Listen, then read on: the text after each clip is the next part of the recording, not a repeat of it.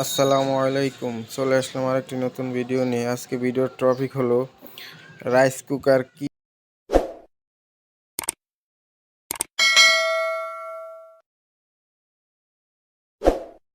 সেটাও দেখাবো। প্রথমে আপনাদেরকে দেখাচ্ছি এসি লাইন। এই দেখতে পাচ্ছেন একটা এসি কর্ড দেখতে পাচ্ছেন, এটা এখানে ঢুকাইবেন। ঢুকাইলে দেখবেন ইন্ডিকেটরটি জ্বলে কিনা। ইন্ডিকেটরটা যদি না জ্বলে তাইলে বুঝবেন আপনার ফিউজ খারাপ। এই যে এখানে একটা ফিউজ দেওয়া আছে, এই দেখতে পাচ্ছেন, এই যে একটা ফিউজ দেওয়া আছে এই যে এসি লাইনের লগে। তার ইন্ডিকেটর যদি না জ্বলে তাই এই যে ফিউজটা খারাপ, ফিউজটা চেঞ্জ করবেন, রাইস কুকারটি ঠিক হয়ে যাবে।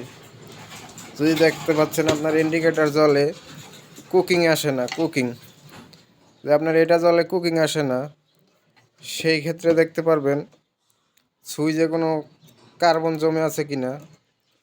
দেখতে পাচ্ছেন একটা পাতের সুইচ, এখানে দেখবেন কার্বন জমে আসে কিনা, এখানে ঘষা দিবেন। আপনারা এরকম সিরিজ কাগজ নেবেন, নিয়ে এই যে এখান দিয়ে ঘষা দিবেন পাতের উপরে নিচে। এইভাবে ঘষতে শুরু করবেন, এভাবে ঘষবেন।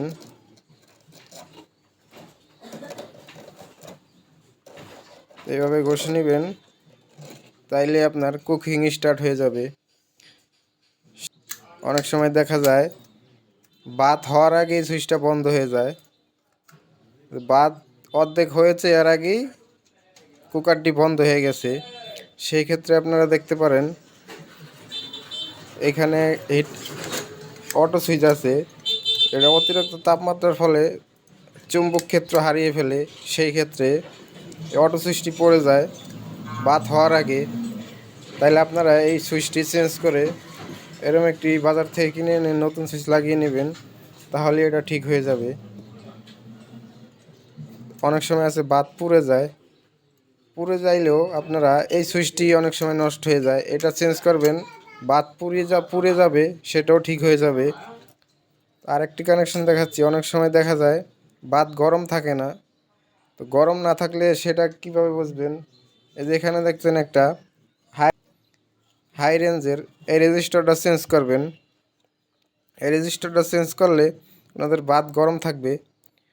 অনেক সময় দেখা যায় আমাদের রাইস কুকার হিট হয় না, হিট না হলে কি করে বুঝবেন?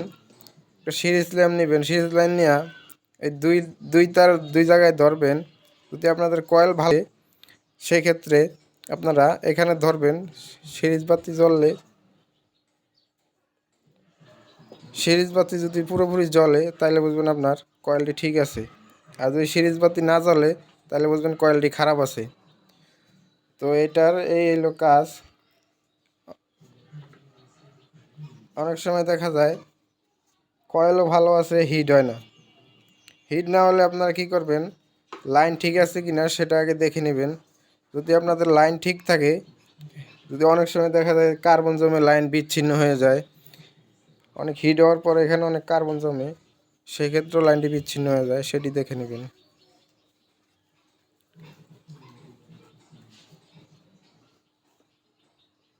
এই বিষয়টি বুঝতে পেরেছেন। ভিডিওটি ভালো লাগলে চ্যানেলটি সাবস্ক্রাইব করে পাশে থাকা বেল বাটনটি বাজিয়ে দিবেন নতুন ভিডিও সবার আগে দেখার জন্য।